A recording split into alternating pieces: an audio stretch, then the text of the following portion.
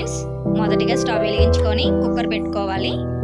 అందులో పెసరపప్పు వేసుకొని పచ్చివాసన పోయేంతగా దోరగా వేయించుకోవాలి. వేయించుకున్న పప్పుని పక్కన ఒక ప్లేట్లో వేసుకొని వాటర్ పోసి ఉంచుకోవాలి. తర్వాత మళ్ళీ అదే కుక్కర్లోని కొంచెం ఆయిల్ వేసుకొని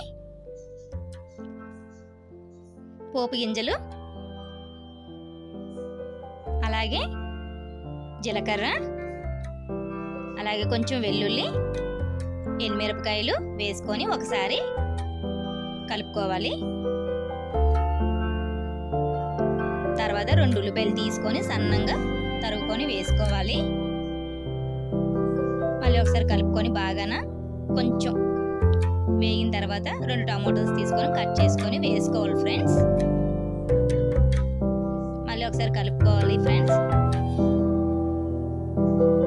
చూడండి ఫ్రెండ్స్, బాగా వేగాలి, కొంచెం మగ్గినట్లు అనిపించాలి. అప్పుడు దాంట్లో కొంచెం పసుపు వేసుకొని అలాగే దానికి తగ్గట్టుగా కారం కూడా వేసుకొని మళ్ళీ ఒకసారి కలుపుకొని కొంచెం బాగా వేగేటట్లా చూసుకోవాలి.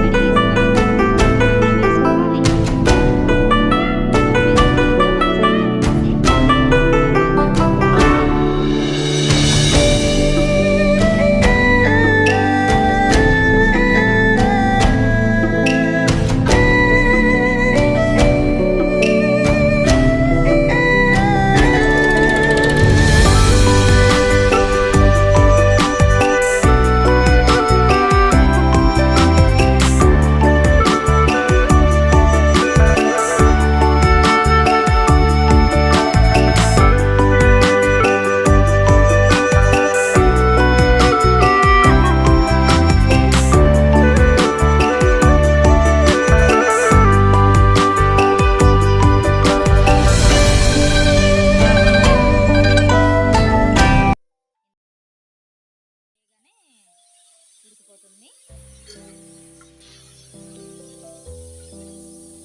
చూడండి ఫ్రెండ్స్, కొత్తగా స్టార్ట్ చేసి నచ్చితే లైక్ చేసి, షేర్ చేసి, సబ్స్క్రైబ్ చేయండి. ఈలోపు కుక్కర్ పైన మూత తీసేసాక ఒకసారి మళ్ళీ బాగా కలుపుకొని, మనకి పలుచగా ఉండాలి చిక్కదనం మనం తినేదాన్ని బట్టి చూసుకొని కొంచెం వాటర్ మిక్స్ చేసుకొని బాగా కలిపేసుకోవాలి. అప్పుడు దీంట్లోని దానికి తగినంతగా ఉప్పు వేసుకోవాలి. ఒకసారి మళ్ళీ బాగా కలుపుకున్న తర్వాత